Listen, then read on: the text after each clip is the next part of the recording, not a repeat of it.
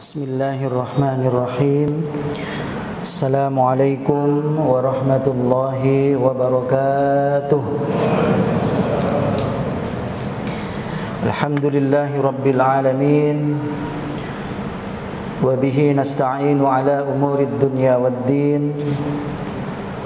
Wassalatu wassalamu ala asyrafil anbiya'i wal mursalin, Sayyidina wa habibina wa syafi'ina wa karimina wa dhukhrina wa maulana Muhammadin wa ala alihi wa sahbihi wa man tabi'ahum ila yaumiddin, amma ba'd.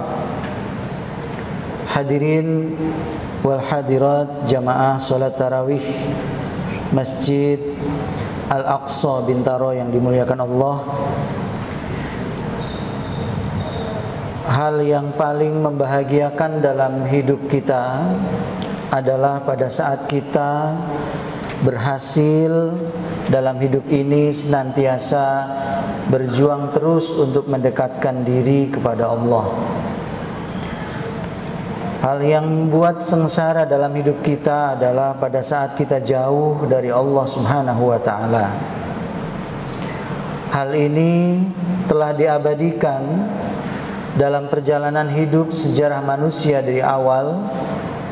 Kita lihat misalnya nenek moyang kita semua, Adam dan Hawa, bagaimana posisinya sewaktu mereka berdua dekat dengan Allah dan pada waktu sudah jauh dari Allah Subhanahu wa ta'ala.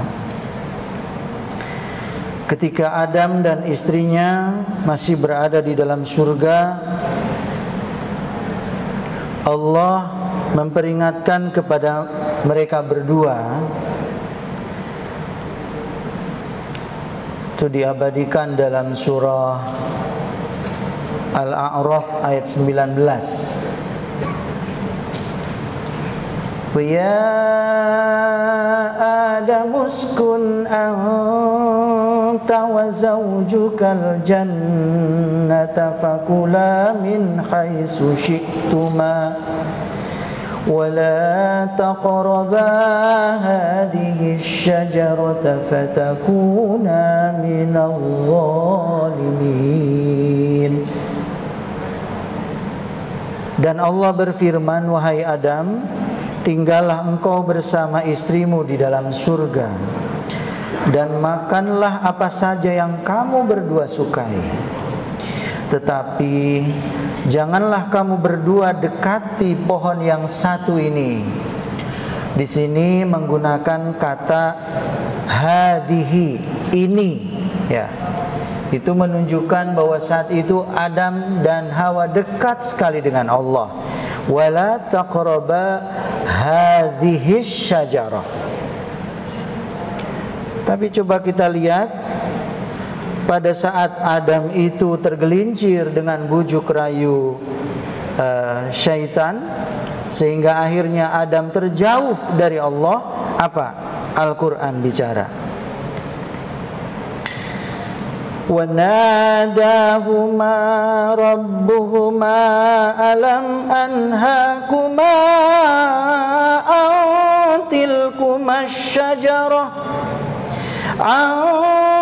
tilkuma syajarata wa aqul lakuma inna syaitana lakuma aduwwum mubin. Pada waktu Adam itu dibujuk rayu syaitan untuk memakan buah yang telah dilarang oleh Allah, Tuhan menyeru mereka. Di sini wanadahuma, menyeru. Kalau orang menyeru itu kan jauh, ya Pak ya. Hai, menyeru. Di sini kalimatnya menyeru. Posisinya mulai jauh karena telah digelincirkan dengan memakan sesuatu yang mengikuti hawa nafsu, gitu.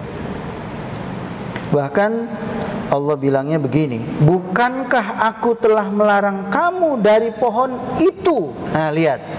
Tadi pada waktu masih berada di dalam surga, hadihis, gitu. Tapi pada saat Adam itu terpedaya oleh bujuk rayu setan, bukankah aku telah melarang kamu dari pohon itu? Tidak menggunakan ini. Ini menggunakan ismul isyarah, jauh. Disitulah Adam dan Hawa dan kita akhirnya manusia diturunkan ke muka bumi dan jauh dari Allah Subhanahu wa ta'ala. Kitanya yang jauh dari Allah. Tapi sebetulnya Allah selalu dekat kepada kita. Sekali lagi, kitanya yang memang menjauh dari Allah, tetapi Allah selalu dekat kepada kita. Apa buktinya? Allah selalu dekat kepada kita.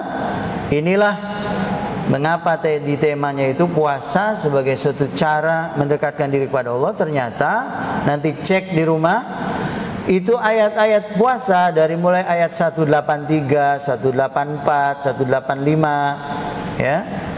Kemudian 186 itu di ayat 186 dan nanti ditutup dengan 187 ayat puasa. Itu seperti nggak nyambung. Karena tiba-tiba di tengah-tengah pembicaraan puasa tiba-tiba ada ayat begini bunyinya. Wa idza sa'alaka ibadi anni fa inni qarib ujibu da'watad da'i idza da'an falyastajibu li wal yu'minu bi la'allahum yarshudun. Jadi kalau Bapak perhatikan 183, 84, 85 itu ngomongin puasa. Ini ayat 86 ngomongin apa? Nanti ayat 87-nya 187 puasa lagi. Ayat 86 kita lihat terjemahnya.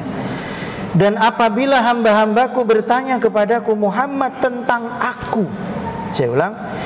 Dan apabila hamba-hambaku bertanya kepadamu Muhammad tentang aku, maka sesungguhnya aku dekat. Fa inni qarib. Hanya saja menjauh. Kalau aku selalu mendekat kepadamu. Malu rasanya cinta bertepuk sebelah tangan. Tidak pantas sesungguhnya Allah itu selalu dekat dengan hamba model saya ini yang selalu menjauh dari Allah. Mudah-mudahan tidak seperti hadirin semua.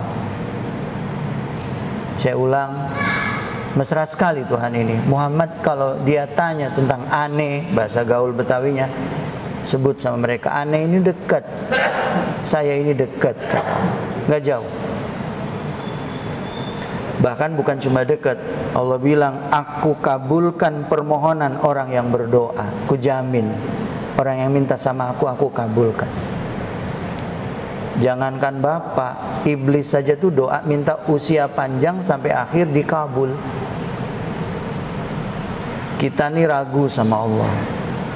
Allah udah bilang bahwa aku akan mengabulkan permohonan orang yang berdoa. Apabila dia berdoa kepadaku, hendaklah mereka itu memenuhi perintahku dan percaya sama aku, ya, agar mereka memperoleh kebenaran.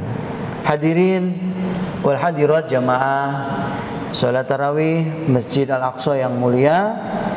Karena itu puasa dengan gak makan dan gak minum, menurut ahli tafsir kenapa ayat ini ada, ternyata memang gak makan, gak minum, qiyamul lail sekarang itu sebagai satu cara untuk dekat sama Allah. Gampang memahaminya. Sebetulnya ibadah ini bukan naluri manusia, para hadirin. Yang pantas enggak makan itu cuma Allah. Wa huwa yut'imu wala yut'am. Dialah Allah yang memberi makan dan tidak makan. Jadi sebetulnya Allah itu tidak mau kita semua itu untuk puasa, karena itu bukan akhlaknya manusia. Akhlaknya puasa, akhlaknya manusia itu adalah makan. Dan satu lagi, gak makan, gak minum. Satu lagi, kalau ditambahin gak melakukan hubungan seks, yaitu cuma Allah. Gampang saja ayatnya, lam yalid walam yulad. Dia tidak beranak dan tidak diperanakkan. Sebetulnya bukan akhlak manusia juga untuk menahan hawa nafsu itu. Tapi selama bulan puasa, sumuli bernama Abu Yazid Al-Bustami.